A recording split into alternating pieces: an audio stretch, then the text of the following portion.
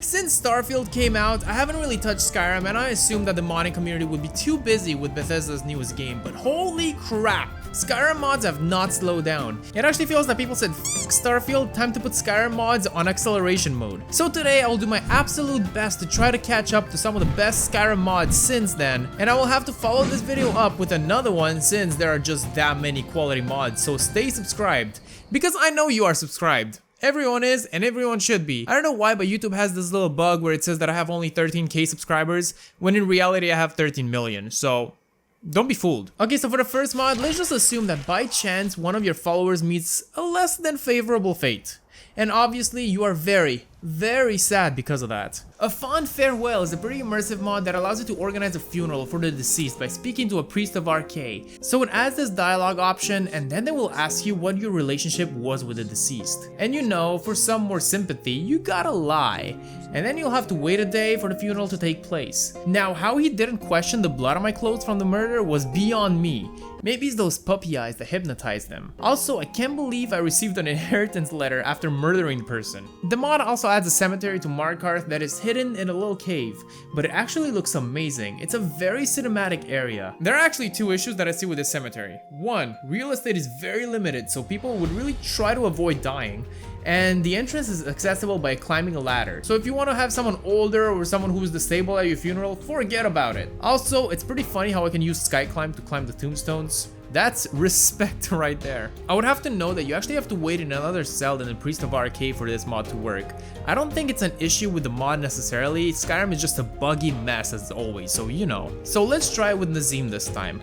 Oopsie, he's dead. Lincoln, you're next. Then I'll use the Mourn the Dead power added by this mod, and I get a pop-up saying you are moved by this person's death.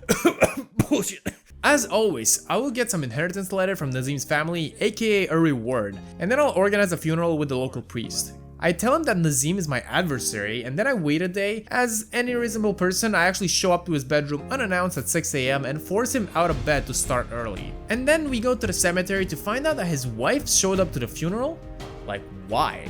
If anything, I did her a favor. Let's take a few seconds to listen. In life, it takes all kinds of relationships for us to grow, even bad ones.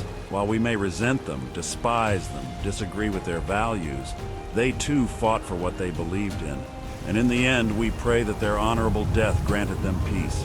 RK, take pity on the spirits of our enemies, and may they find themselves in the serenity of Aetherius. I think this mod overall is amazing and extremely immersive. I really like how you can have a wedding in vanilla Skyrim, not only because I've been a hopeless romantic all my life, but I really love events and games that make it feel real.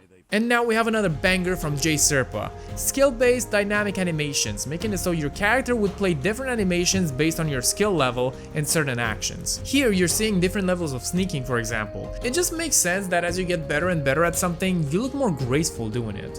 One fun fact is that NPCs would also be impacted by this mod, so you'll be able to see their skills by their animations. When it comes to sneaking, Khajiit characters would always have the skilled animations. This mod also touches on archery as it plays the vanilla animations for when you're a beginner. Naturally, Bossmer characters would always have the cool skilled animations because they have a natural talent in marksmanship. Also, it changes the magic animations. What's very cool is that this mod works with whatever animation mods you want to use.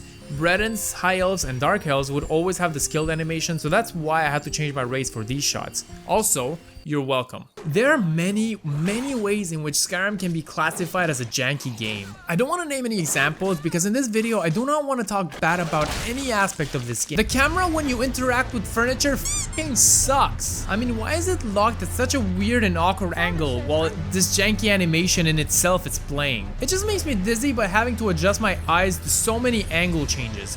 But thankfully, Ursh came up with a solution, as they always do. With no furniture camera, you can now move your camera around while the animation is playing. While it doesn't remove all the jankiness, it definitely removes a huge part of it. The camera will go to the position the game wants it to be to start with, but it will be unlocked and it will not go back to where it previously was. And so now you have control over the sitting camera, which is so good. And this mod is not only about sitting, but pretty much any animation that features a locked camera, such as last video's Skyclimb. Remember when I complained that the camera looks awful in this mod? Well, with no furniture camera, a lot of jankiness is gone from this mod as well, which is just amazing. So let's talk about a recent quality follower. We'll talk about his name in a second. You'll want to go to Peak's Shade Tower, and as you walk up the hill to the tower, you'll spot a handsome hipster dude stuck in a bear trap. As you approach him, he will start spitting some nonsense about you being a Thalmor that wants to kill him. I don't know how much the Thalmor are paying you to do this, but I can still put up a fight. So I told him, buddy, listen here, I'm not working for any Thalmor. If you're out with the Legionnaires of the Thalmor, who are you? So as you can tell, he's fully voice acted it, and it's actually very good. You can choose to leave him there and end the interaction, leaving him for the Thalmor to find, or you can do the right thing and help him escape. Right after you do, he'll tell you his name. Thank you, stranger. My name's Gore, by the way. And you? And then you also introduce yourself and ask him why in the world is his name Gore. It's closer to an insult. I could tell you about it later. And that's true, I actually thought this mod was about guts and blood, but it turns out it's just about a really cool follower. And when you're done talking to him, some Thalmor bitches will show up and you'll have to use your negotiation skills to send them off. Taking Gore to a tavern will make him reveal more about himself. As I got in the bar and got a drink for both of us, he started eyeballing another woman, so obviously, that made me a little bit insecure, but I didn't let that stop me from trying to get him to like me. I mean, bro ain't even turning his body to face me as I'm talking to him. So as you hang out with him a little more, he will tell you about his life story, which is realistic and interesting. I won't spoil it for you in case you decide to download the mod yourself. Gore will also comment on a lot of quests, including the main quest and the Dark Brotherhood quest line, which is always super appreciated. Overall, he's another great follower that you can bring on your adventures. And then we have a quality quest mod, and this one starts by me finding a dead body behind the Temple of Kinnereth. Like, I'm sorry, why is there a dead body in such an awkward position behind the Temple of Kinnereth? This person's name is Phobos, and on them they have a journal, a full set of Dark Brotherhood armor, and a death note. Did they write their fucking name in it? After taking a look at the journal, the quest log tells me to ask around downtown. So as I ask around town, I stumble across a guard with the blackest, sexiest voice in all of Skyrim. But it's not really my place to spread stories. Like damn, if he's not willing to spread stories, maybe he'll want to spread something else. Then Hulda is being an MVP and tells me all she knows. There was a shadowy one the other night. Kept to the corner, only came out for drinks. He dropped a crumpled piece of parchment as he left. And as I try to get out, this guy doesn't even let her finish before he starts talking to me. Meet me at the Drunken Huntsman, and we can discuss this further. After meeting with him, he says this. I've been following leads related to a group known as the Guild. I suggest starting at the Hall of the Dead in Whiterun. So with his help, we investigate the Hall of the Dead and find yet another note. This one with Dwarven writing on it. Whoever these criminals are, they're horrible at hiding any evidence. So we pull up to the Dwemer expert's house, Calsalmo, who tells us to go to Ralph Batar. Bless you. Huh, thanks. Once there, we deal with these fools who thought they could overpower me. Yeah, tough luck. And it's in this ruin that we find a sexy, a dead Draugr. Sorry, I keep thinking about the guard, something lit up inside me. This isn't just a note, it's a spell. It seems our departed friend here left us a means of calling upon his spirit. Well, if he has hidden knowledge of the Guild, or Myrn, this spell might be our best way to learn of it. It's always Myrn, isn't it? Who dares disturb the eternal rest of Koji? Myrn is a deceiver, a manipulator. Myrn is a vampire. So after all of that lore spitting and trying to create some drama with Myrn, he will eventually show up and eventually you'll get to teach him a lesson. And that's what you get for having better videos than me, bitch. Overall, there's obviously more to this mod and it's a really fun time. I couldn't really include everything in this video, but I recommend this mod if you too want to beat the shit out of Myrn. Next up, we have another quality quest mod. While Shadows of the Guild has quite a selection of characters and twists and turns, this one I appreciate for its simplicity. So we'll have to go into the Soul Cairn for this. Not everyone's favorite place in the game, but lore-wise, it's probably the most interesting places in the Elder Scrolls universe. So for those who don't know, the Soul Cairn is a plane of oblivion where souls of dead people and undead creatures live to eternity in constant agony. Basically, if you soul trap Nazim, he will be there. Nazim lovers like Papa Quill probably deserve to also live in constant agony. Yeah, we got another one of those Nazim lovers. Lincoln's building an army. But this quest adds this new character to the game, Angarian the Bold. He's a little bit confused about the situation. This place. What is this place? and lost his recent memory, so he runs off to this memory shard. Going into the memory shard called Denial, you'll be transported to a cozy cabin, and you can ask him where you are. I remember this place. I was attacked by mages. And when you tell him that he's pretty much dead, he will get a little triggered. What? That is impossible. Then you travel to his next memory shard, Anger this time, waking up in an inn. So if you're not getting it by now, this mod will have you accompany Angarian through the 5 stages of grief, as his memories come back to him one by one and he starts piecing it all together. While there isn't much action or much choice for yourself in this quest, I think it doesn't need it. After all, you are just a spectator in this man's story, at least the end of it. While it's just a quest in a video game, I think the story is actually pretty impactful, as this man is truly in desperation of his life ending prematurely and worrying about his wife and child. I think it's beautifully written, and it's probably one of the most memorable side quests I have ever played. Probably the most memorable quest mod I have ever played. Next up, we have an idle mod that includes a blend of 30 vanilla style animations that your character would sometimes play.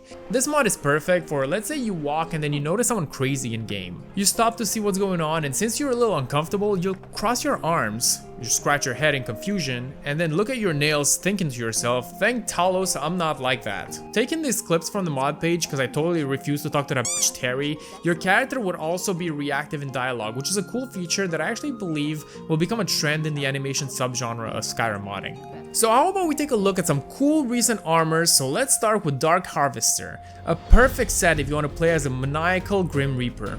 With this set on, your character will magically lose their skin, so your skull will show, their fingers will be those of a skeleton, and don't get me started on them toes. The armor itself features a belt of smaller skulls, wonder where those came from, probably Ohio, and the mod also comes with a scythe built from spines. While this is not really an armor that I would use in a playthrough, I think the design of it is really cool, and it's another nice addition to mods that I like to kill Nazim with. Then we have the really cool and simplistic Hinterland Ranger by Everglade that comes in 3 varieties, but only the brown one comes with the bracers and boots. This is a very nice and clean set that I would probably use on a follower that I may or may not have a crush on. And before you ask, yes, if you're a male, you can also use it, but looks a little bit, yeah, I'm not getting canceled for this shit. Let's move on. And then we have the Grand Draugr Warrior Armor, a massive set for an evil character. What's great about this is that you really cannot tell the gender of my character, because unlike most armor mods on the Nexus, it covers all of my body and makes me want to raise an army of undead and take over the land. Overall, this is an amazing armor for an evil character and bonus points if you use it with necromancy spells. Now leave a like on the video or I'll make sure that White Draugr Lord visits you at night. I'm not necessarily the biggest shield user myself, but I gotta say that El Sopa Shield's Redone is an amazing replacer for about half of the shields available in the base game and the DLCs. The new models come in 1 to 4K and are stunning. Some of them, like the Iron Shield and the Hide Shield, are actually quite realistic and very nice looking, whereas the Elven one, for example, looks so much more magical and fitting for a fantasy game than vanilla, which is actually not that bad in itself. I gotta say my favorite one is the Dragonbone one, that is now a dragon skull. That's the edgiest shit I've ever seen. Imagine finding a dragon and smashing its head with its mom's skull. Now where's the Nazim's mom's head shield, huh? And finally, I have for you dynamic female weather idols, which adds 3 new conditional idol animations during some weather conditions. When it rains, your character will start covering their face slightly and then try to catch raindrops in their hands, playing with the water. Then she will use both hands to catch the water and then drop it like you do with the water in the shower. Don't lie to me, we all do that. While this animation does make her look like she's asking for spare change, it's very cute and immersive. The mod also has an animation for snow where she will cross her arms because she's cold and then rub her hands together, and the last animation is for ash storms, where she will hide her face so she can breathe better and her eyes to see better. This looks like when my girlfriend enters the bathroom after I finish my business.